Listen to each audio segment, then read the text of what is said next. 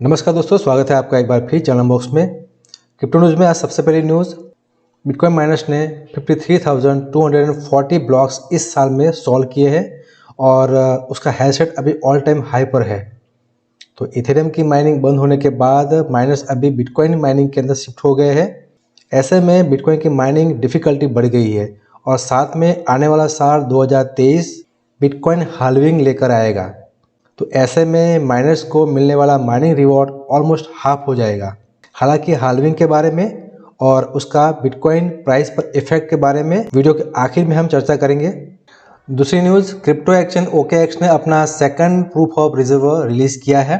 First POR publish किया था, almost same ही reserve OKX ने अभी रिलीज़ किया है, जिसमें बिटकॉइन और इथेरियम 102%, 101% USDT शामिल है और ये लिक्विडिटी के लिए सफिशिएंट बताया गया है।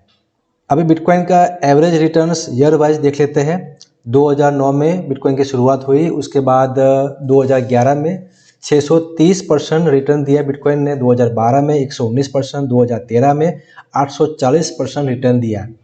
लेकिन 2014 के अंदर वैश्विक मंदी का दौर था और बिटकॉइन बैन वगैरह की बातें चल रही, तो ऐसे में वहाँ पर रिटर्न्स नेगेटिव आए थे और जो -64% हुए थे।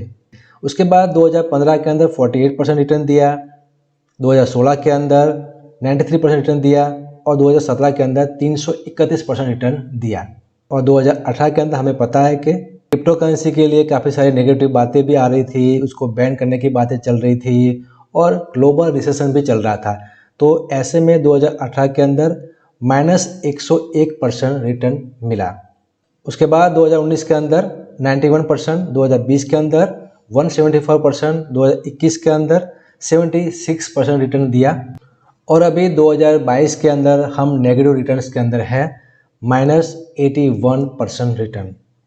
तो इस टेबल के अंदर दो चीज़ें जानने लायक है। एक तो हर 3 साल के बाद में एक बियर मार्केट आता है और दूसरी बात 2012 के अंदर पहला बिटकॉइन का हाल्विंग हुआ था, 2016 के अंदर दूसरा बिटकॉइन का हाल्विंग हुआ था और 2020 के अंदर तीसरा बिटकॉइन का हाल्विंग हुआ था। और जो नेक्स्ट बिटकॉइन का हाल्विंग है वो 2024 के अंदर आने वाला है। तो इससे ये बात पता लगती है कि जब जब हाल्विंग हुआ है तब तक बिटकॉइन ने एक बुल रन दिया है।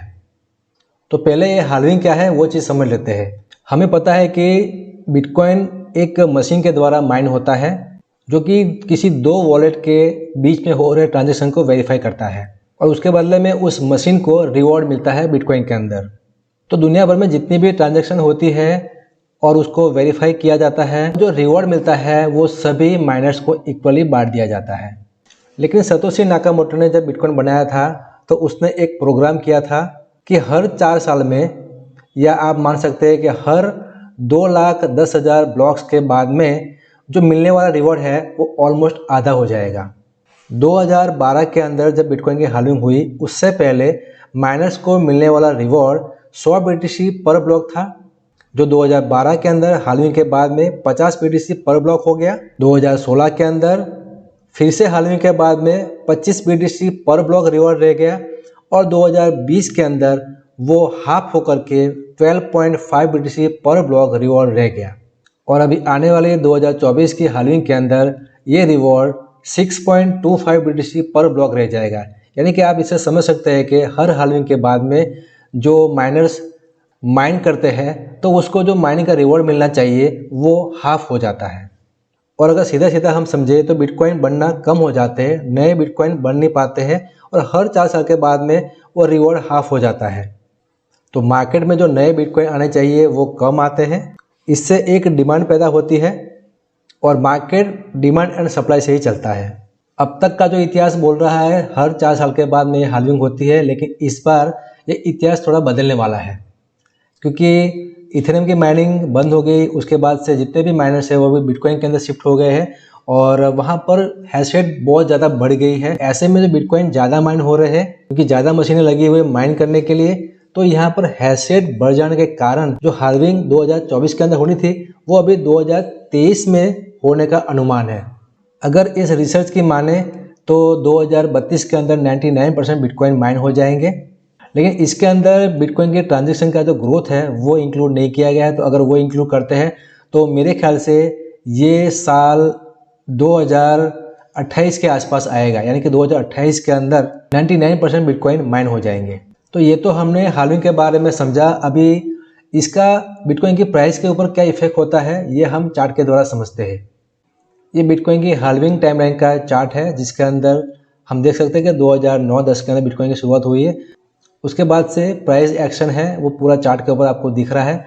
जो फर्स्ट हाल्विंग हुई थी वो नवंबर 2012 के अंदर हुई थी।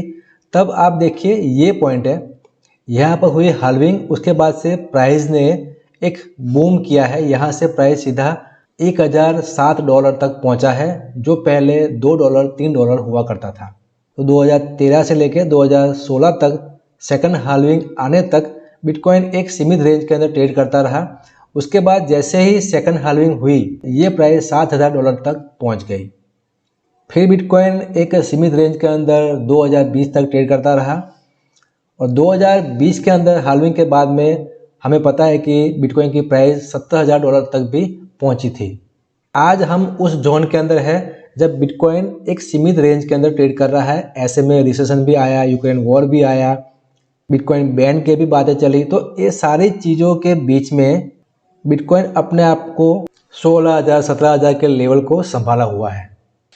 तो यहाँ पर हम बिटकॉइन की प्राइस हिस्ट्री और हाल्विंग के बाद की हिस्ट्री अगर देखें तो 2023 की एंडिंग के अंदर जब बिटकॉइन की हाल्विंग हो जाएगी उसके बाद बिटकॉइन एक बुल रन पकड़ेगा।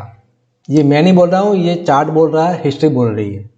और होता भी ऐसा है, जब सब लोग हताश हो जाते हैं, डिसअपॉइंट हो जाते हैं, मार्केट से एग्जिट हो जाते हैं, सस्ते दामों में अपना बिटकॉइन बेच देते हैं, तब उसी समय एक बुल रन स्टार्ट होने की शुरुआत हो जाती है और तब वो लोग पछताते हैं। तो जब इतना रुक गए, रशिया यूक्रेन वॉर भी देख लिया, रिसेशन भी देख लिया, इन्फ्लेशन भी देख लिया, कोरोना भी देख लिया, तो अभी आने वाला बुल रन भी देख लो। अभी तो बिटकॉइन की पॉपुलैरिटी भी बढ़ी है, लाखों लोग उसे ओन करते हैं, ट्रेड करते हैं, स्टेक करते हैं, इतने सारे प्रोजेक्ट चल रहे हैं, एक्सचेंजेस भी चल रहे हैं और बिटकॉइन की माइनिंग भी ऑल टाइम हाई पर है। रेगुलेशन भी हो रहा है, सब कुछ तो फेवर में है। सिर्फ 5 चीज़ों ने बिटकॉइन में डंपिंग लाई है: war, corona, inflation, bad crypto projects और बैड एक्सचेंज मैनेजमेंट।